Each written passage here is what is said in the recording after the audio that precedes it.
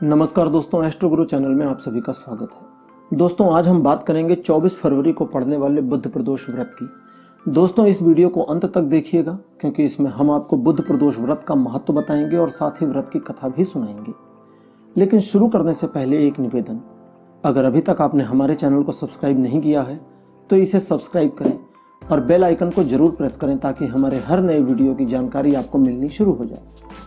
दोस्तों, हर महीने की त्रयोदशी तिथि प्रदोष मानी जाती है, यानी इस तिथि को प्रदोष का व्रत रखा जाता है। यह व्रत कृष्ण पक्ष में और शुक्ल पक्ष में दोनों में किया जाता है। इस व्रत में महादेव शिव की पूजा की जाती है और यह व्रत उपासक को कई प्रकार के बंधनों से मुक्त करता है और फल भी प्रदान करता है। प्रदोष व्रत जब बुधवार के दिन पड़ता है तो उसे बुध प्रदोष कहा जाता है। बुध प्रदोष व्रत सर्व मनोकामना सिद्धि के लिए भी किया जाता है। इस दिन का व्रत रखने से कई प्रकार की इच्छाओं की पूर्ति होती है। दोस्तों, इस व्रत में ज्यादा करके कोशिश करके हरी वस्तुओं का प्रयोग करना चाहिए क्योंकि बुध देव के लिए हरा रंग बहुत प्रिय होता है। चूंकि यह बुधवार से जुड़ा दिन है, इसलिए बुध देवता का भी इसमें इन्वॉल्वमेंट, इसमें योगदान रहता है। बुध प्रदोष का व्रत करने से बुद्धि तेज होती है, जल्दी जल्दी भूलने की समस्याओं से भी छुटकारा मिलता है और साथ ही अगर बुध देव की कृपा प्राप्त हो जाए तो आर्थिक समस्याओं का सामना नहीं करना पड़ता। अर्थ यानी धन से जुड़े मामले, व्यवसाय से जुड़े मामले और नौकरी से जुड़े मामले में कई प्रकार से लाभ भी प्राप्त होता है। तो जिन लोगों को इसमें समस्याएं आ रही हों या जिनकी कुंडली में बुध ग्रह की स्थिति कमजोर हो या बुध अस्त हो, अब आप कैसे जानेंगे कि आपकी कुंडली में बुध अस्त है? साधारण सा तरीका है, अपनी कुंडली को देखें। अगर बुध और सूर्य एक ही घर में हो, एक ही खाने में हो, तो समझ लें कि बुध आपका अस्त है, प्रायः यह अस्त ही होगा। हालांकि ये 10 अंश पर अस्त होता है, बाकी अंशों पर इसे अस्त नहीं माना जाता, लेकिन ज्यादातर देखा गया है कि सूर्य और बुध जब एक साथ आ जाते हैं तो बुध से संबंधित प्रभाव कम प्राप्त होते हैं। अतः अगर आपकी कुंडली में सूर्य और बुध एक साथ बैठे हों तो आपको बुधवार का व्रत या बुध प्रदोष का व्रत अवश्य करना चाहिए। आइए अब आपको बताते हैं बुध प्रदोष व्रत की विधि। इस दिन प्रातः काल उठ करके स्नान आदि से निवृत्त हो जाएं, व्रत का संकल्प ले लें। यदि आपके पास उपस्थित हो तो हरे रंग के वस्त्र पहने और अगर उपस्थित न हो तो कम से कम एक हरे रंग का रुमाल पूरे दिन भर अपने साथ जरूर रखें। एक चौकी पर अगर हो सके तो हरे रंग का ही कपड़ा बिछाएं, उस पर भगवान शिव का चित्र या उनकी प्रतिमा को स्थापित करें। भगवान शिव की जो प्रतिमा या चित्र हो उसमें माता पार्वती उनके साथ हो तो बहुत अच्छा रहेगा।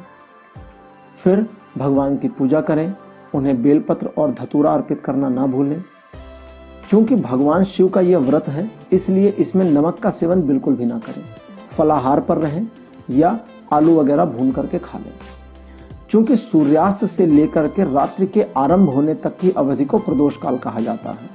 अब यह जो प्रदोष काल है यह प्रत्येक दिन में होता है, इसलिए अगर आप सायंकाल को भगवान शिव की पूजा करते हैं तो इसी समय में करें। सूर्य के अस्त होने के बाद और रात्रि के शुरू होने से ठीक पहले भगवान शिव की पूजा अर्चना पूरी कर लें।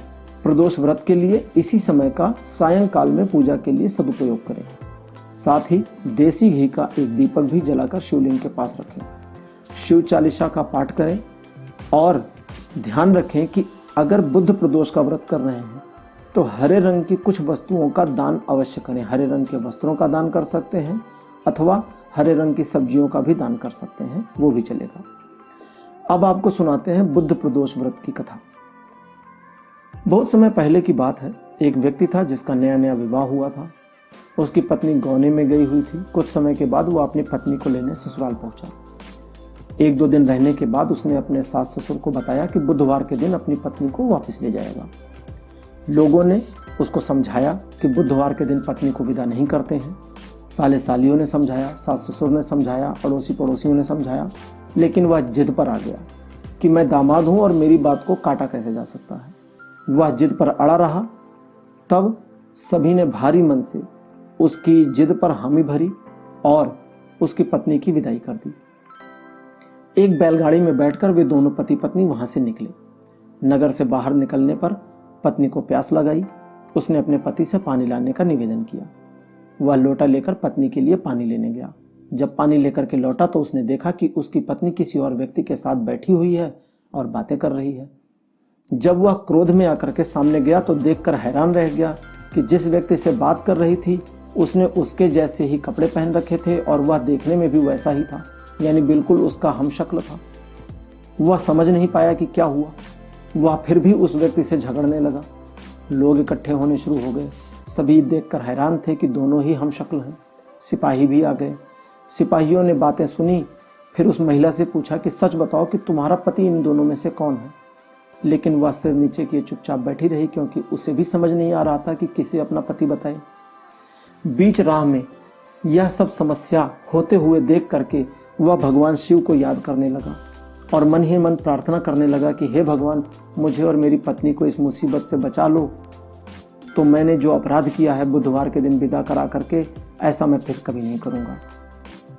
भगवान शिव उसकी प्रार्थना से द्रवित हुए और उन्होंने बुद्ध देव को उसे छोड़ने के लिए कहा।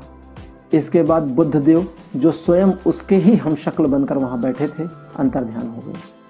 इसके बाद वह भगवान शिव को धन्यवाद देता हुआ, बुद्ध देव को धन्यवाद देता हुआ अपनी पति को सही सलामत लेकर अपने नगर पहुंच गया। इस घटनाक्रम के बाद से दोनों पति पत्नी नियम पूर्वक बुधवार का व्रत करने लगे और बुद्ध प्रदोष का व्रत भी करने लगे। तो दोस्तों, यह थी जानकारी बुद्ध प्रदोष की। उम्मीद है आपको यह जानकारी जरूर अच्छी लगी होगी। इस वीडियो को लाइक करिएगा, शेयर करिएगा और अपने परिवार व मित्रों से भी शेयर करिए ताकि वे भी इस जानकारी का लाभ उठा सकें। और चैनल को सब्सक्राइब करना मत भूलिएगा। धन्यवाद। नमस्कार।